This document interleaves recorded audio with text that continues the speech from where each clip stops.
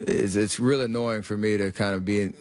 That's not what I'm playing for, to be the face of the NBA, to be this or that, or to take LeBron's throne or whatever. You know, I'm trying to chase rings, and that's all I'm about. So that's where the conversation stops for me. I'm not in the business of ranking or debating who's what. At the end of the day, it's about winning, and the fact that, you know, we won the championship last year and the last team standing, obviously, is what was most important to me. That was Steph on Wednesday, responding to a question about now becoming the face of the NBA, surpassing LeBron James. Stephen A., what's your take on how Curry responded to that? Well, I appreciate his response because it's the appropriate response. It's not his job to be thinking about that. It's his job to go out there and perform and to focus his attention on being the best that he can be. What I would caution him and the LeBron James and others of the world, however, when they look at others who do that, is to understand we all have a job to do. Not that he was doing that, but let's be clear. None of us are telling him to shoot jump shots. He don't need to be telling us how to talk. Not that he was doing that. I'm just saying that overall, one of the things that I would say that all of these guys have to appreciate is that people are allowed to connect dots and connect and say that 1 + 1 = 2. Sure, you're not going out there thinking about being this or being that, but this is the same Steph Curry that said, I want to be recognized as the best in the world. Well, who would do the recognition? It would be us. Okay, and obviously that's important to you because you want to be recognized as being very, very elite at what you do. Even if Steph Curry was winning, but Steph Curry was a role player, that wouldn't satisfy Steph Curry because Steph Curry is in pursuit of greatness, not just as a champion, but as one of the elite players to have ever played this game. He is quoted as saying such. And a lot of times these guys try to downplay it, but then in the offseason, you got this mega deal with Under Armour, and in LeBron's case, it's Kia or Nike and beyond. You're making all of this money. You are about the business of your brand. Why? Because you see the opportunity to do so because you're exploiting the popularity that you have earned through your greatness. Well, you've earned it, but it's recognized because of the job others who don't play actually do. And I think that there's a level of sensitivity that all of them need to show as it pertains to that. I have never heard a professional athlete say, I would rather play in an empty stadium, an empty arena. I wish no one was watching. I wish there wasn't 20,000 people screaming in the stands. I wish that there wasn't millions of people watching on television. Their very interest in the sport resonates from these kind of elements that come attached to the game.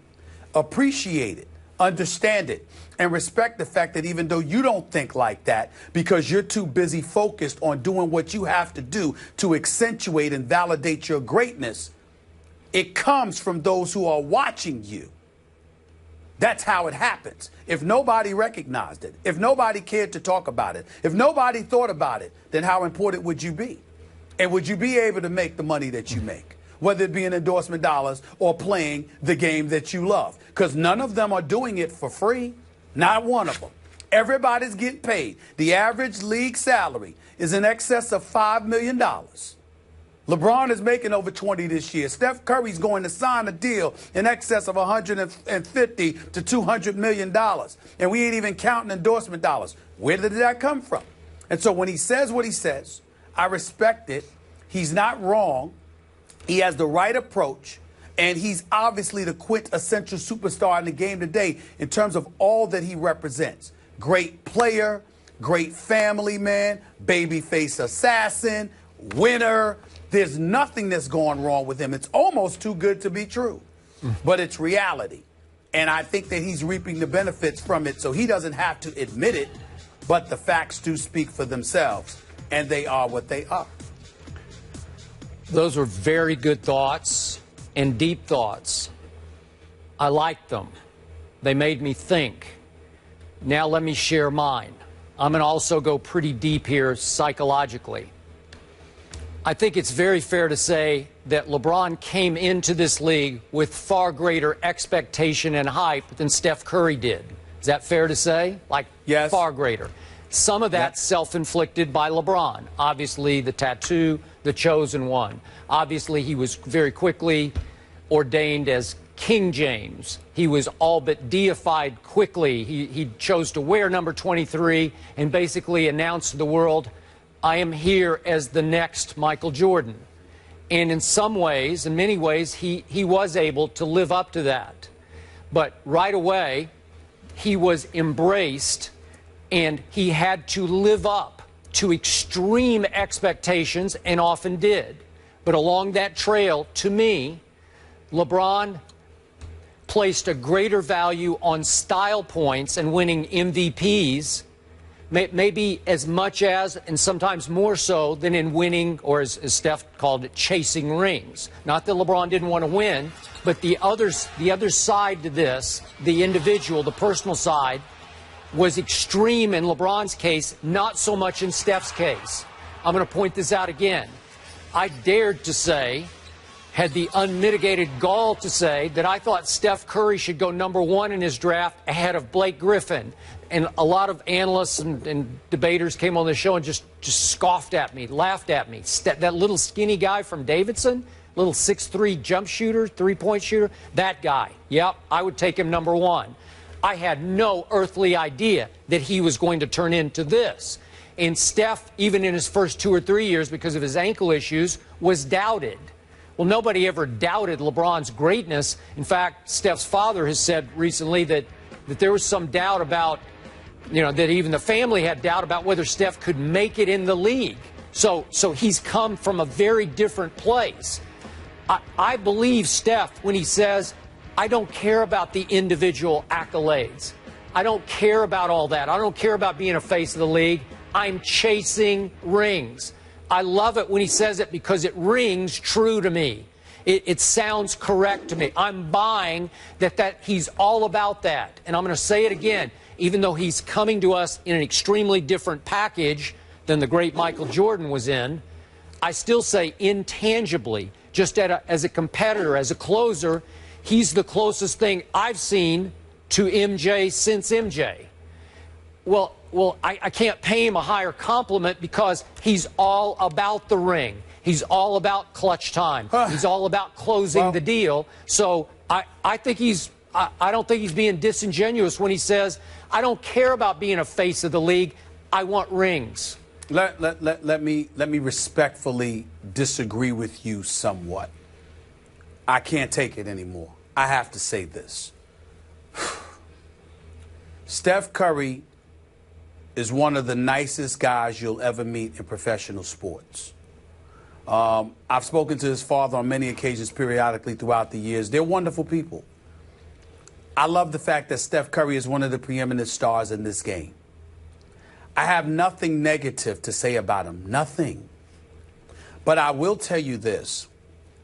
We need to take off the rose-colored glasses when it comes to him, and by virtue of the fact that he's a human being. Skip, he's chasing rings. I totally agree with you. But let's not stop there. Steph Curry's chasing it all. He wants everything. It's not a knock on him. But let's not act like, oh my God, he's so above reproach that he couldn't be disingenuous on occasion. He wants it all. He believes he's the best. He believes that he could warrant and garner comparisons to Michael Jordan someday. This is what he wants. He has said so. You don't just accomplish that by winning rings. You accomplish that by scoring 30. You accomplish that by being universally recognized as arguably the greatest shooter to have ever played this game. You accomplish that by being a showstopper and a headliner and the dude that's on the billboards and the first and the face that people walk through the turnstiles paying their hard-earned money to see. It's no shame in it. But let's not act like this dude is above thinking about things like that. Like he's so inhuman that can't possibly cross his mind. See, that's when it gets nauseated. That's when somebody like LeBron could potentially show signs of getting his back up, or somebody else might do it for that matter, because they're disgusted, not at him, but at the media and the public's interpretation of everything that he is, as if he's not even human. He's like he's like an angel. He's godlike. I mean, come on now.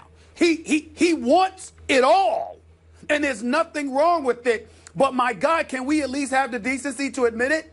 Just, he might not have had a tattoo on his body that said the chosen one. He might not have decided to wear the number 23. But just like LeBron, just like Kobe, just like MJ and everybody else, do you not see these endorsement deals that Steph Curry are getting? If you care about nothing, why are you sitting back and absorbing it and soaking all of this in? He deserves it. He warrants it. He's earned it. We should applaud it. But let's stop acting like this dude is not even human, like he's an angel that has descended from the clouds, and far be it for him to think about anything that's just for himself. No. He bleeds just like everybody else. Okay. He got to go through the bathroom like everybody else. He's got aspirations just like everybody else. And it ain't just the rings. It's primarily the rings, but it doesn't stop there. There's nothing wrong with it. But don't tell me that he don't think like that. We all do. Let's stop it. Okay, I hear what you're saying, but are you saying that he's as obsessed with becoming a marketing icon, an all-time great pitchman, as he is with winning rings? I don't get that. No, I'm saying to you, you can say what you want, Skip, because he doesn't have to put it on display. Because by virtue of being a champion, he doesn't have to ask for the acclaim, the attention, the endorsements, the money, the opportunities that he's getting. Winners automatically get that coming to them.